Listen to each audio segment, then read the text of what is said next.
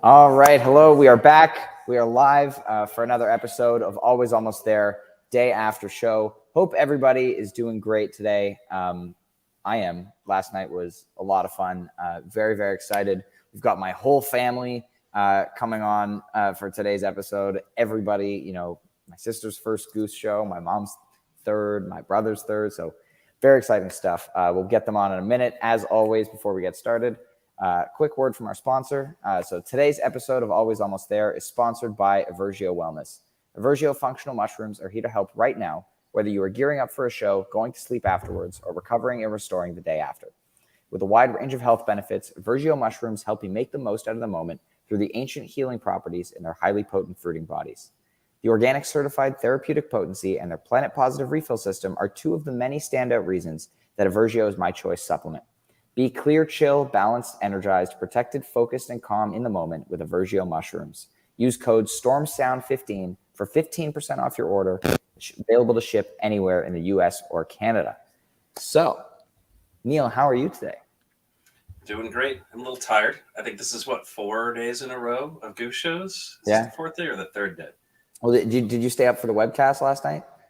I did not stay up for the webcast. Okay, I listened to the stream on SiriusXM. Okay. I signed up for a free trial. I've been meaning to, so I don't know. It's worth it. But yeah, man, it's a lot of shows. What are we on? Number 9? Yeah, right we got 9 out we of got 14. tomorrow night. Yeah, we got 5 shows left, which is crazy. But yeah, last night it was funny because of they went on at 7, and they only played for an hour. It felt like way later than it was afterwards. Yes, Matthew, Evergio Wellness and Sunset Lake CBD can be used in conjunction. Leave a little bit of time in between, but yes. Yeah, maybe. You might want to wait. I don't know. Well, let's bring the family on, shall we? I'm excited about this. Let's do it. Hi, everybody. Hi, everyone. This is amazing. This is so good. We're going to try and be well behaved. That's not usually our strong suit, but everybody just, Andy, you go first, but everybody introduce yourselves just in case people don't know who you are. I'm Andy. I'm Ryan's younger brother. And last night was my third Goose show. Right. And my favorite color is blue. There you go. Okay, perfect. So name how many shows you've been to and your favorite color. Okay. I'm Ryan's mom, Lisa, and this was my third. Yep. See, I usually count on Ryan to give me those stats. Oh, and Rob's counting. I'm counting. So I'm Rob. What's your favorite color? What's your favorite color? Lime green. Okay. I'm Rob, or Old Ryan. I think that was my 5th show.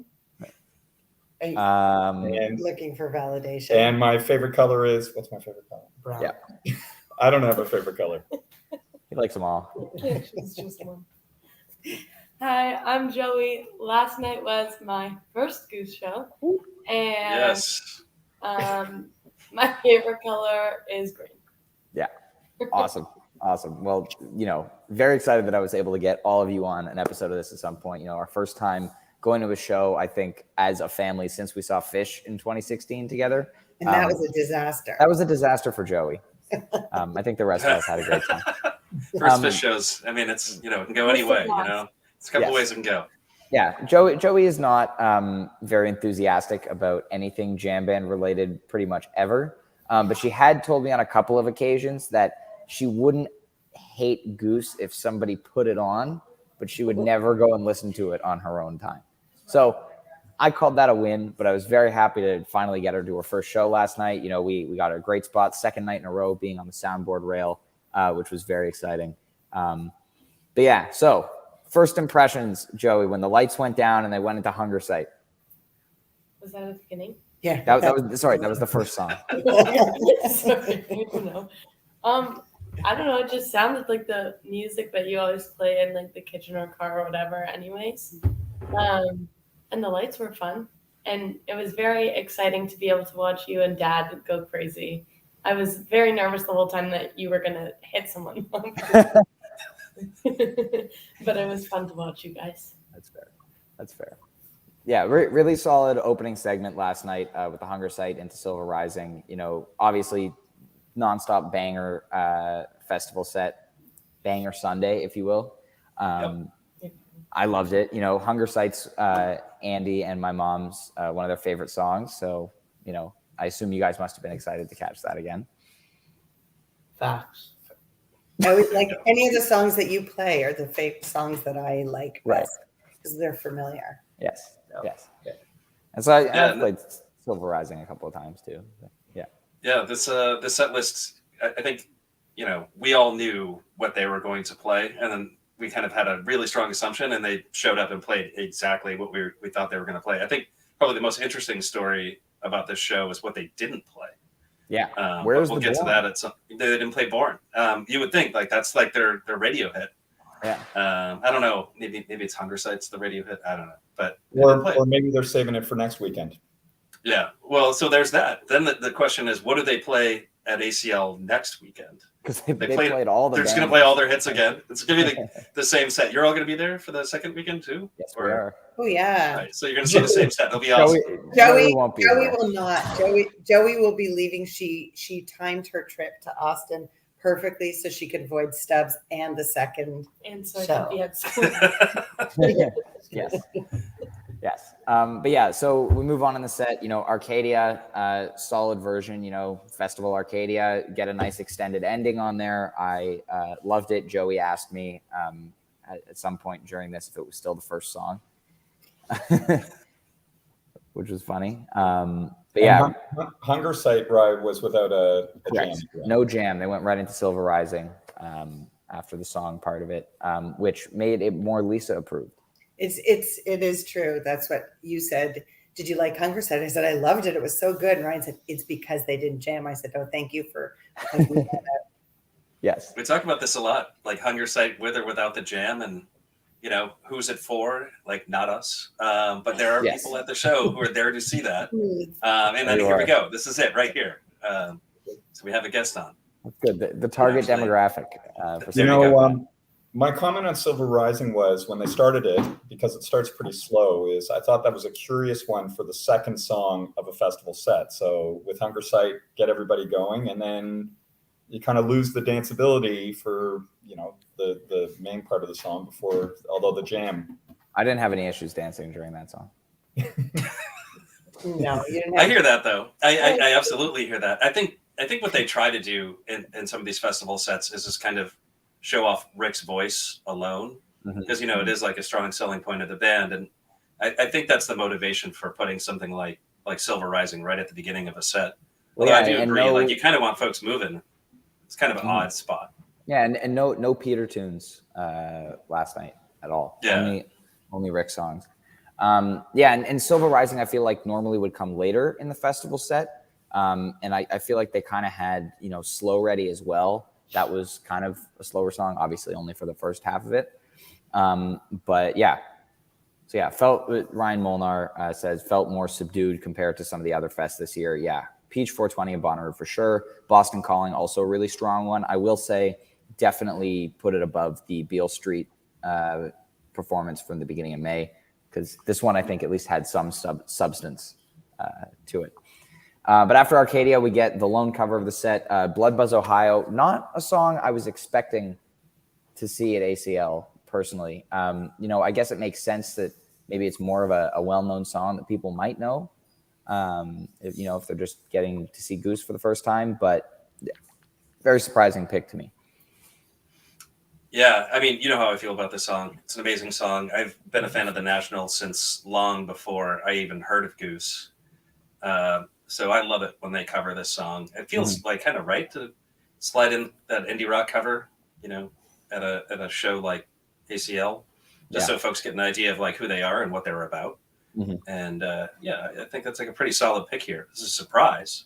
I don't think anybody saw that one coming. Out of all the things they could have played, I mean, Spoon played a set earlier in the day too, and they could have very easily showed up and done Inside Out, which I speculated before the show. Like, wouldn't it be neat if Britt from Spoon came out and did that tune with him, but that didn't happen. But they did manage to kind of slide in indie rock cover, so yeah, it's pretty cool. That would have been cool. And then for the next song, Andy wanted to get up a little bit closer, so he and I kind of moved through the crowd a little bit, made it to around 4th or 5th row back from the stage, which was cool to get a closer vantage point.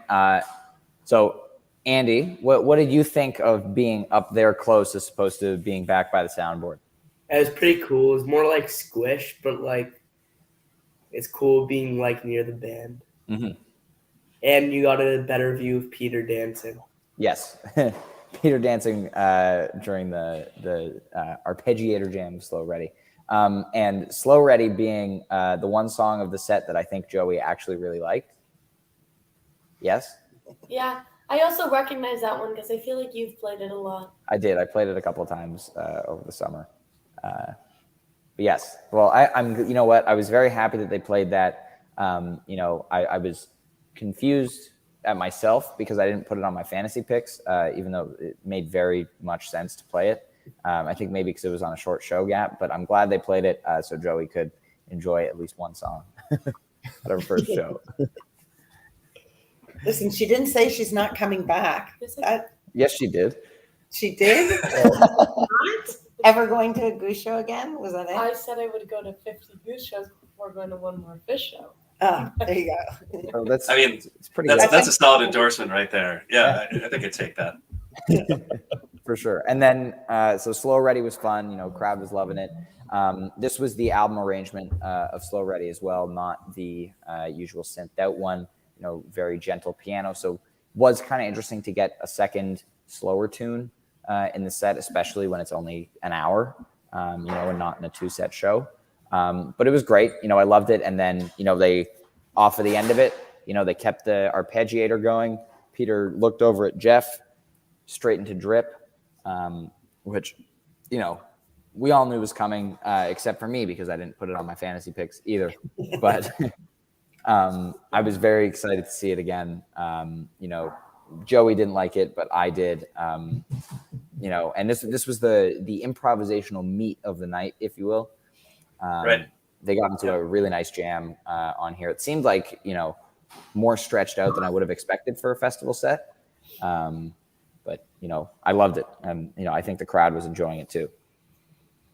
Yeah, I agree. Song of the night. I mean, actually, the interesting thing about this, I was like, it was kind of stressing me out when they were playing Dripfield for so long and they were jamming it out for as long as they were. Cause I was like, hold on a second. Like, are they going to actually end on a huge Dripfield or only have one more song, which actually turns out to be true. Yeah. And I was really surprised by that. I didn't see that coming at all. I didn't think there would be any kind of substantive improvisation on the night, but there it is right there in Dripfield. Yeah. I would have guessed. I think I said to Andy when they started Dripfield that, Hot Tea was going to be the closer after, and that would be it for the show. Just looking at the time, and it was very concise. Hot Tea. We had a brief moment of Clav tweet, but they didn't really get a chance to explore the jam at all. But Rob, I know you would have some opinion on the Dripfield jam at least. So what did you think of that part of the set? Well, it's nothing specific. I thought it was I just thought it was a great jam, and it was just so much fun to do it. It was a gorgeous night. I got to tell you, the crowd, I thought there was a lot of dancing going on around us. So for a festival show, people coming to check them out who may not have known who they were, but I thought there was a ton of movement around us. It wasn't just you and Ryan. I. Yeah. That was me. It wasn't just you and I. So it was a gorgeous night, and I thought it was just a fun jam. It was a great place to be. Actually, you bring up an interesting point because you were at Austin City Limits. What was the festival like? We never really talked about that at all. So can you kind of run us through some festival experience? Yeah, so we got in. We only got in about an hour before Goose went on, and we went right to where they were playing right as the previous band finished. And it was funny, 95% of the crowd immediately left. I think a lot of them, were going to try to get good spots for Red Hot Chili Peppers, who were starting at 8. But the crowd really filled in right before Goose went on. I think there were actually a surprising number of Goose fans, I think, who were either there before or waiting on. We were very happy to get our soundboard rail spot again. I think we're really enjoying being there for a show. I think, obviously the sound's amazing, great view of the stage. And we were in the bottom right-hand corner of the webcast video camera from that spot. But yeah, it was a great spot. And yeah, the crowd was cool. We went over to the Chili Peppers after to check it out. And, they played for half an hour shorter than they were scheduled to. which was kind of unfortunate. And, we were really far back, so it wasn't as loud as, maybe it could have been. But, it seemed like a great place for the festival. What did you guys, what were your impressions of the festival and the, couple hours we spent there? It was pretty cool.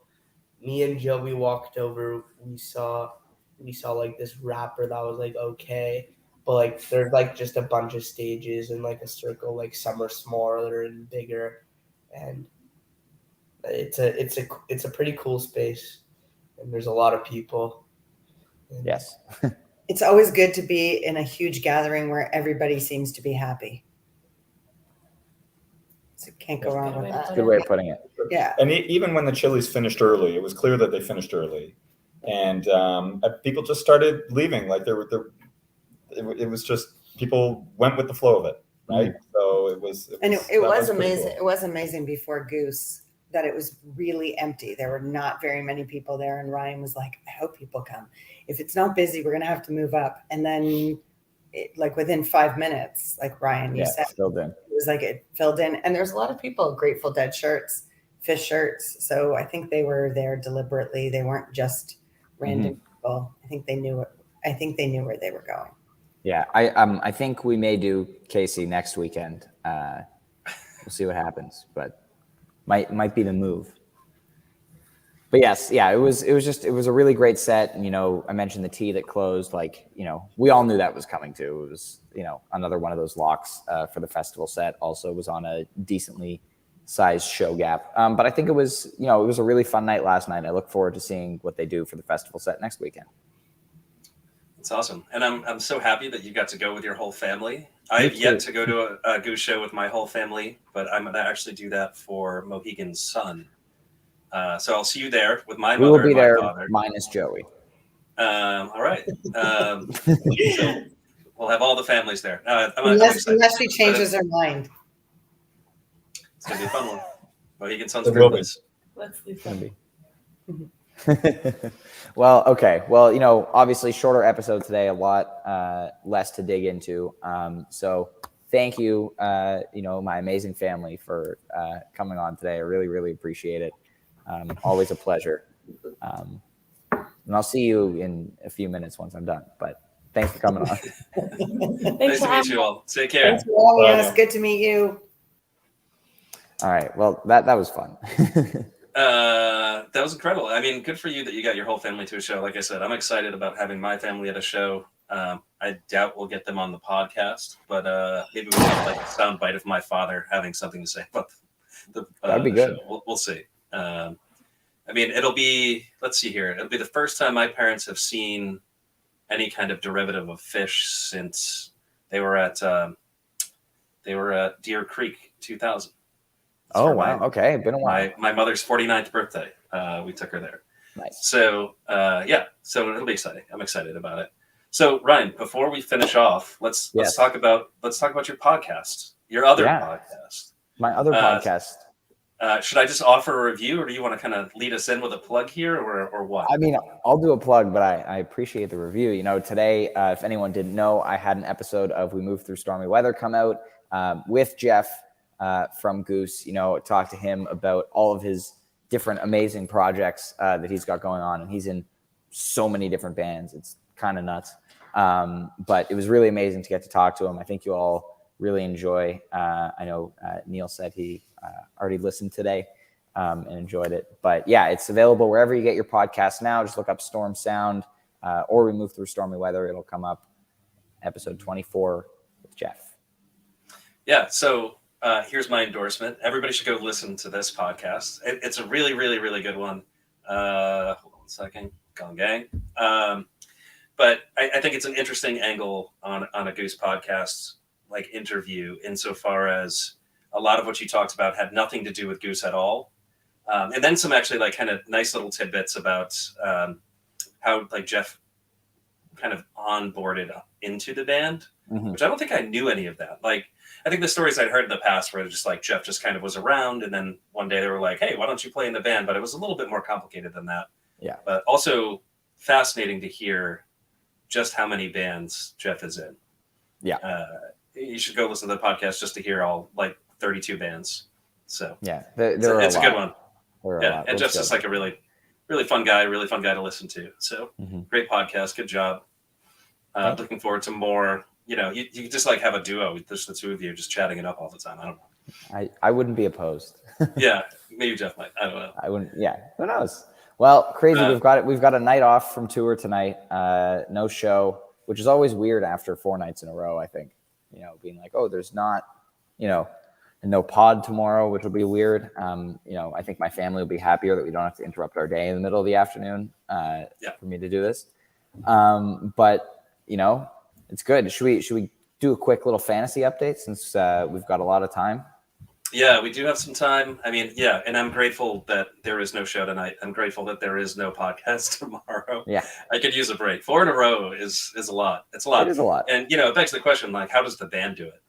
I don't know how Rick's like especially doing 2 nights in New Orleans and then a late night show, and then like they went to bed after Stubbs at I think like 3 or 3 o'clock in the morning, and then the crew had to be up to load into ACL at 6, and they sound checked at 10 a.m. So That's it's amazing. it's I don't know a how they do crazy, yeah, it's nuts. Yeah, you know, like I've seen those guys on the road, and they're like up working out first thing in the morning too. Like it's like a machine. I don't know how they do it, but let's talk fantasy. Let's talk fantasy because I think I had a pretty good night. I am now in the top 5, so I'm pretty happy. After all the songs you didn't pick, you still gained on the day. Yeah, man, I'm 2 points ahead of Kev now. I'm 5 points up on you, though. I will say, you know, you and B have made up a lot of ground here. D is a normalization. Yeah. D's a little bit back, further back than I think he normally is. But you know, it's still, I've got 165, Kev's got 163, you're at 160, and B's got 158. So it's a tight race. 5 shows left. Being at the top at the end, Ryan. Yeah, listen. And no one's here to defend themselves. Runner up. Hey, you know, I just want to go over my finishes because I think this is an important bit of news. And every time I try to say this on the podcast, Jive interrupts. Yeah. I finished 1, 1, 2, 2 in the last 4 seasons. That's fair. So I'm due for a 1. You know, I finished second last fall, and I think I was top 5 for winter, and I think I was 6th for summer. But you know, I am excited right now how many people are playing and how many people are talking about it. Still, yeah. I think I you know, when I talk about Fantasy Goose, I talk a lot of trash just in hopes that like more people will play and then there will be actual trash talking. Because like everything I've set up until this point is only to like generate interest because I don't know, I just think it's a fun thing to do, and it's another way of like chatting about the show and getting involved. And you know what, so many people are doing it right now. It's like 150 to 170 people a night playing, and you know, people are getting their kids playing, people are getting their dads playing. Rob performing quite well right now. He is doing very well, and his son playing pretty well right now, although Half Son had a bad day yesterday. Well, technically, you're a dad, Neil, so Matthew's rooting for you. Yeah, well, I should get my son in the game. You should. I should do that. Although I tried to get Andy in. He played. I think he played last night, and he played the first show of the tour, but he's not as into it as we are. Yeah, no, I don't think my son really knows any of the song names, but I don't know. Maybe next season. We'll see. Maybe next season. We'll see. Well, yeah. Well, thank you, everybody, for tuning in to our shorter episode today. We'll be back Wednesday afternoon, 3:00 p.m. Eastern, to talk about tomorrow night in Kansas City. That's tomorrow night is in Kansas City. So we will see you all on Wednesday. Hope you enjoyed. And don't forget, go check out that podcast with Jeff if you haven't already. Have a fantastic day.